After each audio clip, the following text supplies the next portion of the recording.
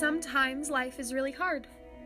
You can be struggling with school, or your job, or your love life, or something else. You can feel lost, or hurt, or worthless. It is not easy.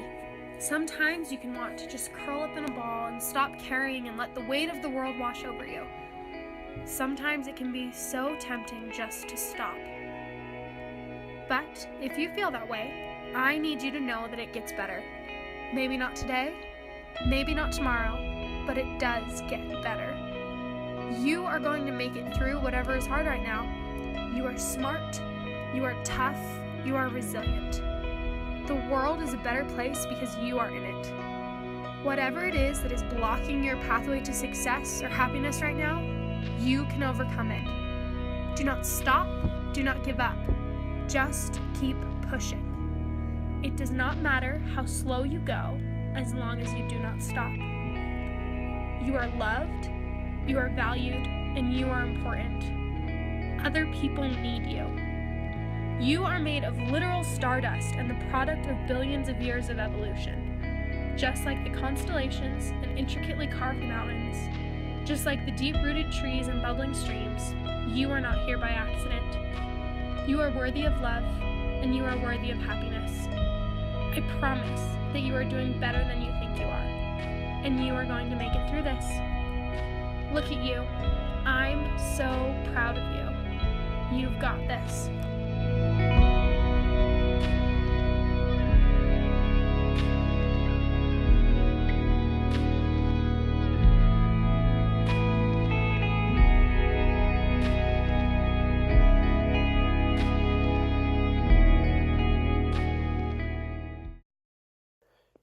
I figured this episode is going to be a little bit more different than what I've done so far with You Think You Know Me. And that's what you just heard at the opening is one of the reasons why I wanted to start this podcast again. Call it a podcast or whatever you will. But this is episode number 14 of You Think You Know Me. It's a little bit subtle, a little bit more different because it pertains to what the future of this program can be and what I like it to be from now until the very end of the year. But first, before we talk about all the big major stuff that I want to do with this program as to why it's going to be different from here on out, let's talk about the big show, the big night, the Star Nursery 100, the NASCAR K&N Pro Series West season opener, round 1 of 14. I want to talk. This is the last time I'll talk about it in the You Think You Know Me banner because next Wednesday it'll be the premiere of West Coast Wednesdays. No, it's not going to be at 5 o'clock East. Well, 5 o'clock Pacific, 8 o'clock Eastern. I have yet to figure it out, but more than likely it's going to be an hour before that. 4 p.m. Pacific Standard Time, 7 o'clock Eastern every Wednesday, as long as time permits me to do so, and my brain will let me remember it. Anyways, enough of it. Let's talk about the entry list real quick. Here's what you would expect.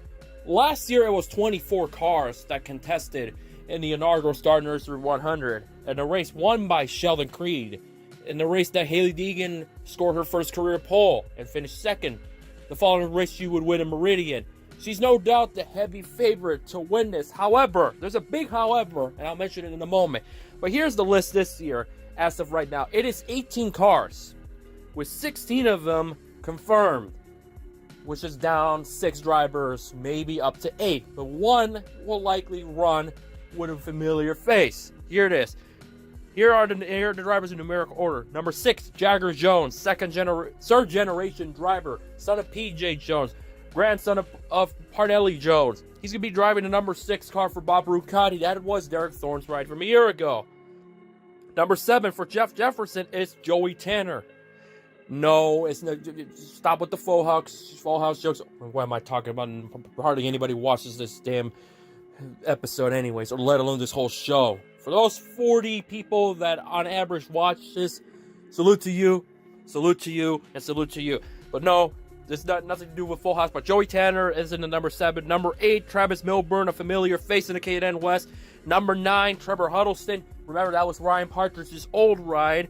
He'll be driving for Bob Rucati. Those 4 names, all 4 drivers. Then number 5, the 5th entry is number 10. That is one of the Levine family cars. That is a Chevrolet. There's no driver in the number 10. Normally, that 10 car is driven by Matt Levine. More on that in a moment. There's another regular next. Todd Souza, number 13.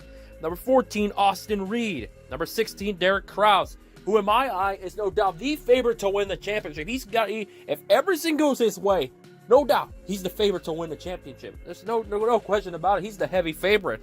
Number 17, Tony Tosti in a Chevrolet. Souza, Reed, and Kraus are all Toyotas. Number 19, Hailie Deegan in a Toyota. She's no doubt the favorite to win this race. This race in Vegas coming up.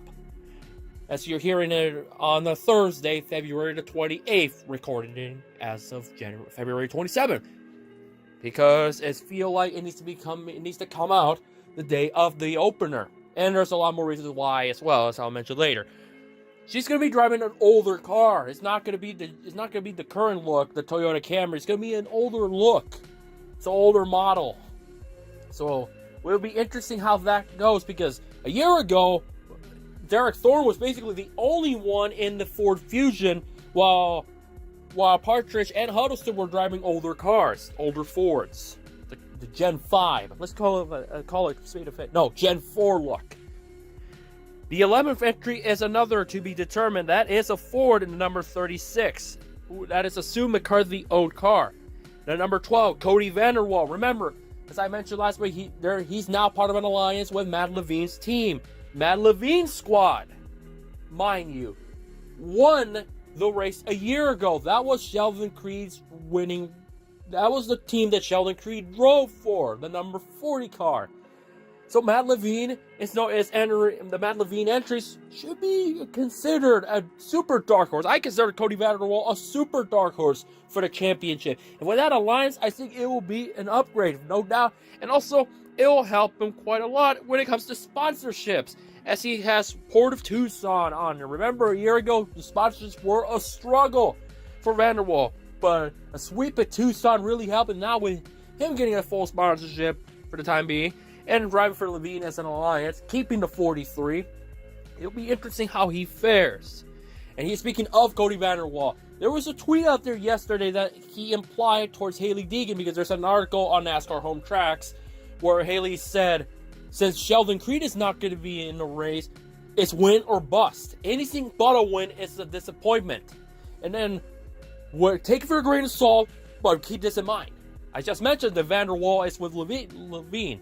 That 10 car is vacant, does not have a confirmed driver. He implied basically that Sheldon guy is back. In other words, Cody Vanderwall is implying that Sheldon Creed is back to defend his race win. And the number 10, what I assume is the number 10. By the time you're hearing this, I'm sure everybody will know by now that it will be Creed in the 10. If it's not Creed in the 10, but another entry for the Levine team, that would be interesting. But keep it for a grain of salt. As of Wednesday, this was a tweet from Tuesday night that Vanderwall implying that Sheldon Creed will be back to defend his race championship. Now here are the rest. Vanderwall's in a Chevrolet. He'll be driving a Chevy. The 36 car is a Ford. That's yet to be determined. Here are the rest. Number 64, David Hibbard for Jason DeLong. It's a Chevy. Number 72, Kenny Bumera in a Sherry Bumera owned Ford. Number 77, Takuma Koga. That is a new team, new ride for Koga. The number 77 for Joe Nava. It is a Toyota. That was announced during the offseason.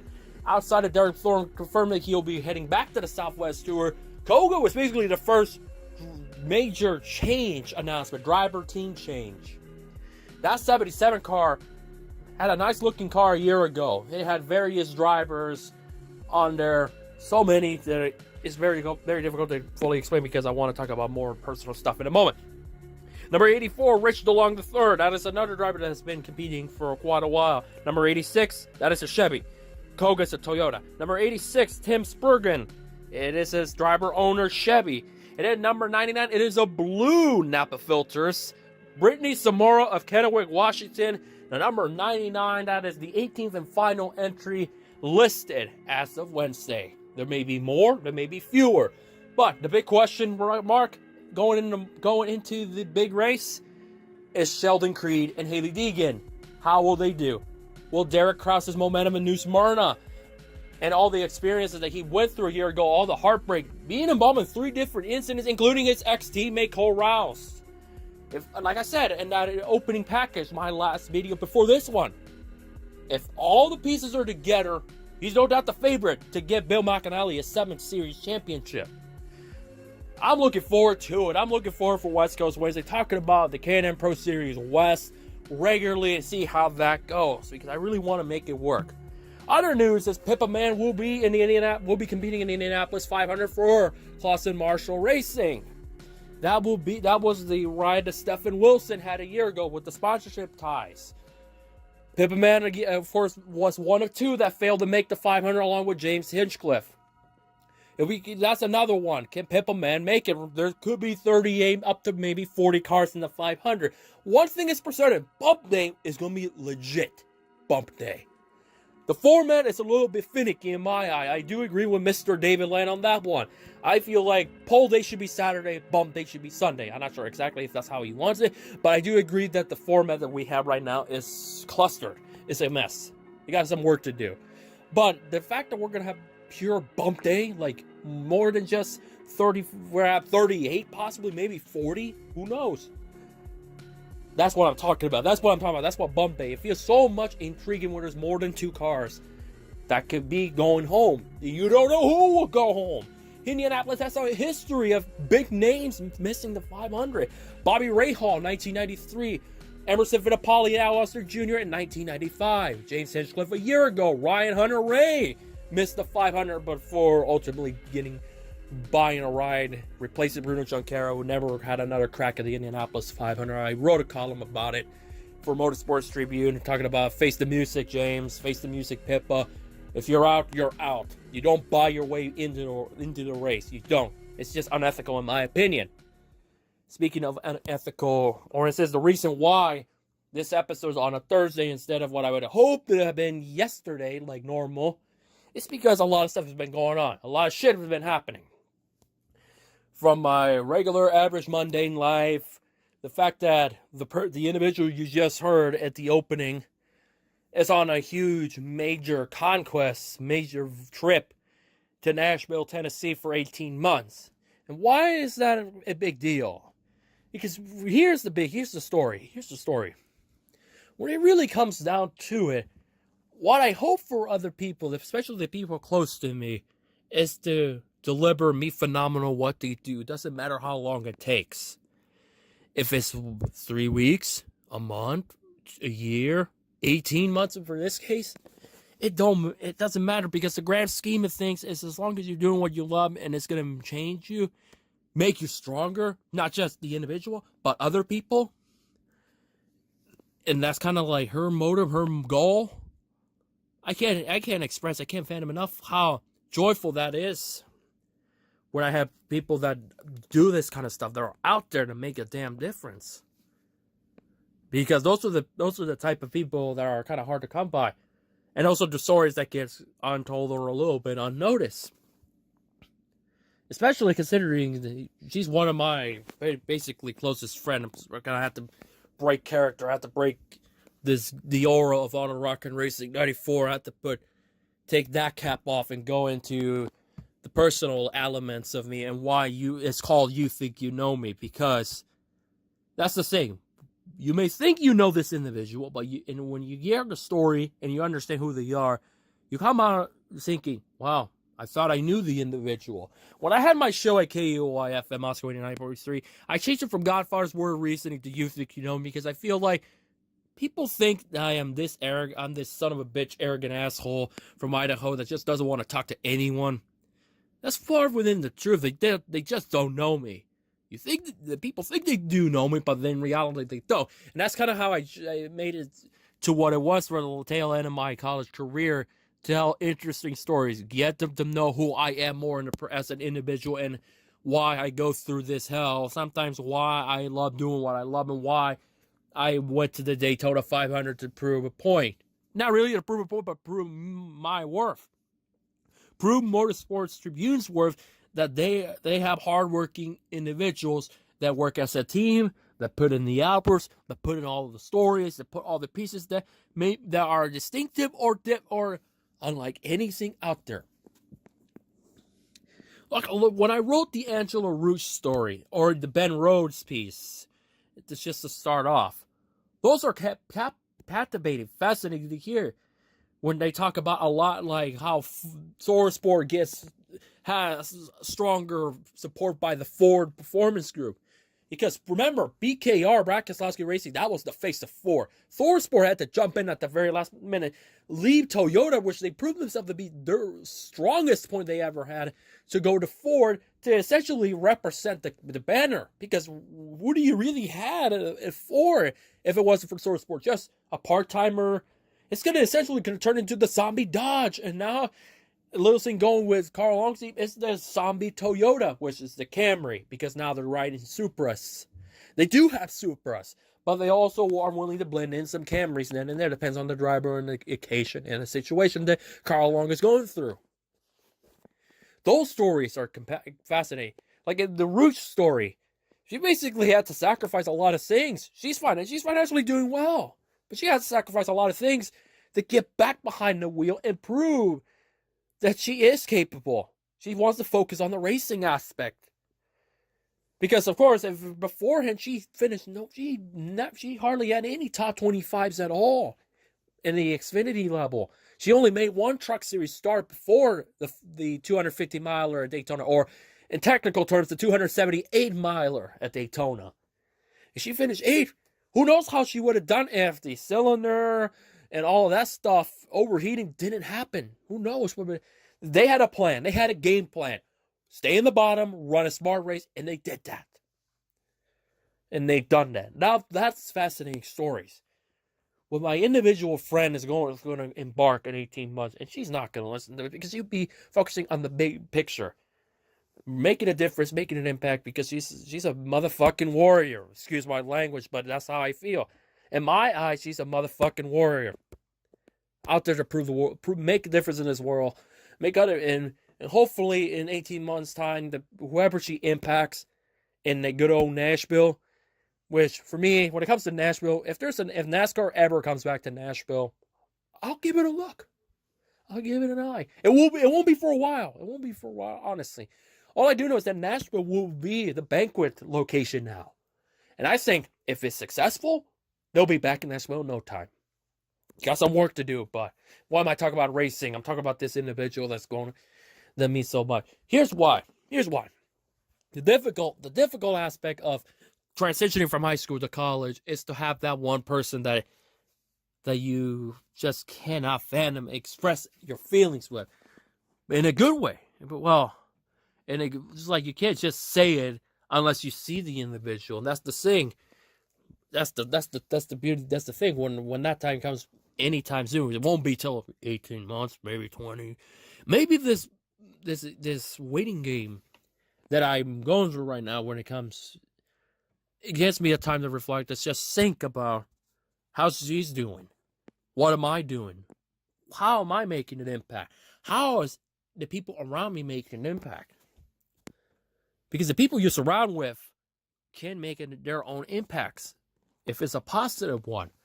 My impact is to cover racing, capture the moments, and do everything I can with so little. Because that's basically what I've done, is do things with so little, whether I'm over, whether I got this X, Y, and Z followers, or all that. For me, in the long run, I think this journey that I'm going through is going to pay off. And I firmly believe it. Her journey is going to pay off. And every now and then, maybe after 18 months, fingers crossed, you'll hear this story, depending on how this podcast goes, of course. If it's still like within the 40-50 mark, I don't know if this will go around. But I'm going to do my damnedest to make it continue on, and make it my weekly thing. Sure, the red flag videos is what everybody cares about me for on YouTube, and to a degree the TV graphics, but I want to do more than just that. You have your NASCAR talker. You have people that are leapfrogging their way in a cop-out ways to a degree, whereas people who work their asses off, put in the work, put in the effort, and who actually learn the profession are being put on the wayside. I'm fortunate that I'm not one of those that are being put away.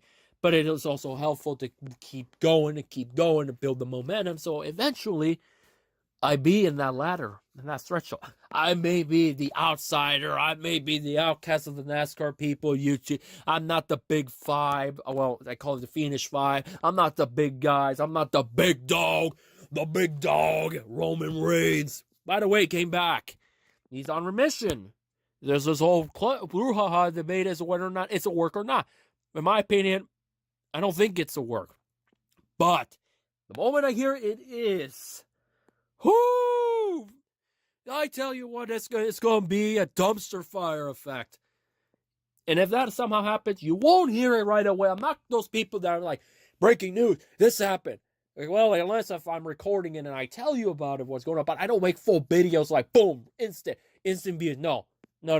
That's not how I roll.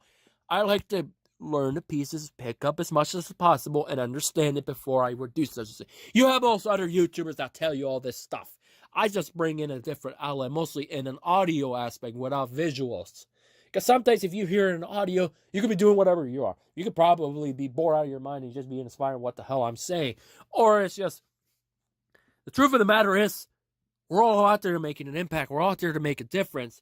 And there's people around you that surround you, that are close to you, that you view close and you admire. They're doing these things. They're doing all these impacts. They're making an impact.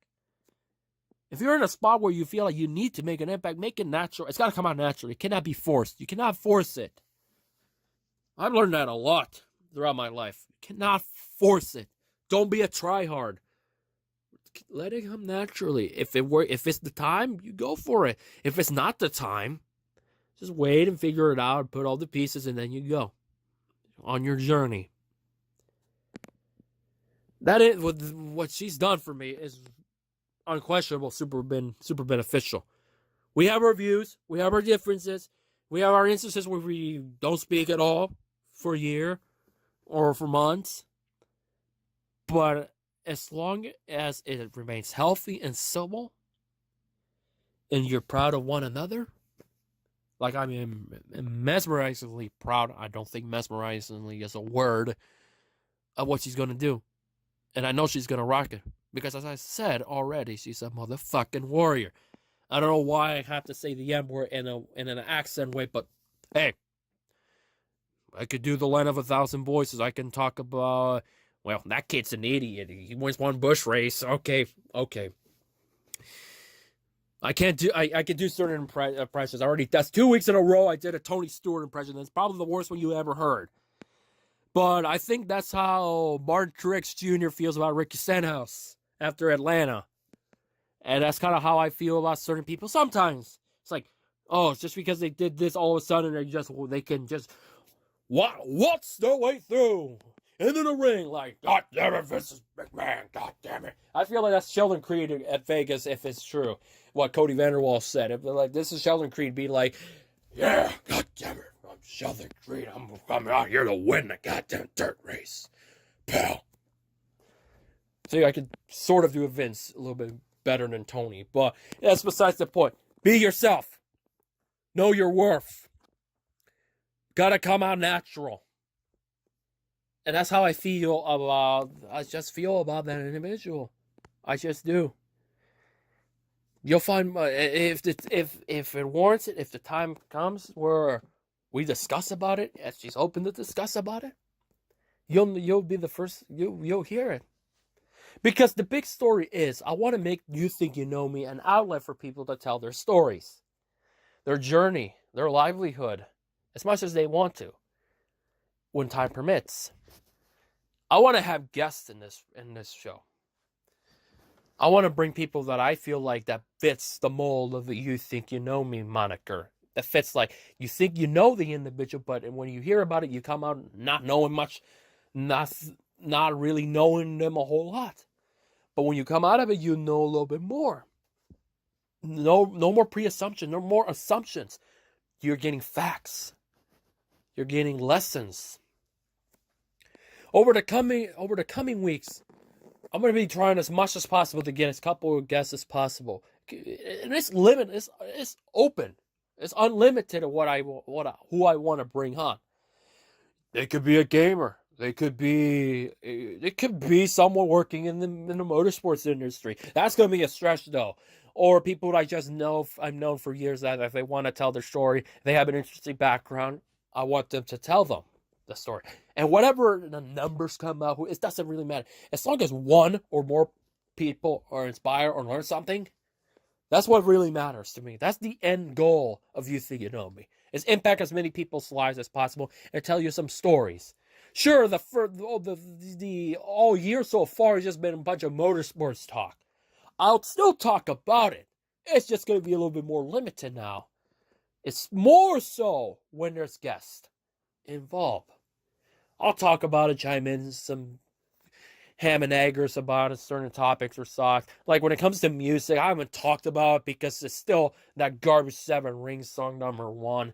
And I'm praying, well, not really praying for it. Fingers crossed, Shallow somehow gets the #1 spot. If they need to release that rendition of the performance of the Oscars. I'm just saying that it's gotta be #1. Please be #1. I need to give something other than a 0 out of 5 this year. Because I think Sunflower is the only one I've given anything but a 0. I gave it a pass. What did I give it? I think I gave it a 3.75 out of 5. I think that's what I gave it. Everything else that I recall are 0s or 1. Yeah, Thank You Next is a 1. The album, what do I think about it? Not gonna listen to it. Not worth my time. But stuff like that, I'll talk about it. But the big core of You Think You Know Me is the people. The people that I've known, the people that I've met, the people that have inspired me, the people that impacted, or I might have impacted their lives in a way. You may just not know what I've done until you hear them, or I tell them. The moral story is, this is just the beginning of something special with You Think You Know Me. That goes beyond motorsports. It goes beyond pop culture. It's about the people. No doubt I salute and wish her all the best on her trip in Nashville. It's going to be an interesting 18 months, a learning trip, a learning journey for her the next coming 18 months. Those 18 months will go quick. They'll say, who knows? But as time goes on, as long as you make an impact, improve your worth, and make a purpose out of yourself, have a purpose in this world, that's what really matters. As long as you're happy, making an impact, and it comes out natural. Simple as that.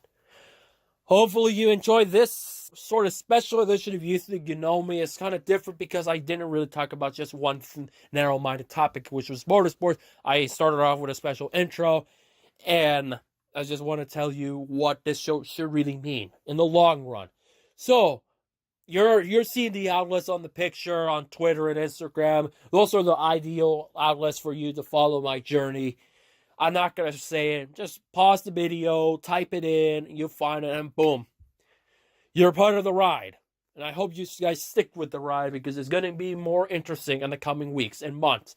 Especially with this program and West Coast Wednesdays, which will premiere the next Wednesday, where I'll talk about the K&N race in Vegas and other stuff that's on my mind. So, without further ado, until we meet again, this has been me talking about what to expect in the future. Again, prove your worth, let it come naturally, and make an impact. No shadow of a doubt, you will see positive results. In the meantime, I'll catch you guys later.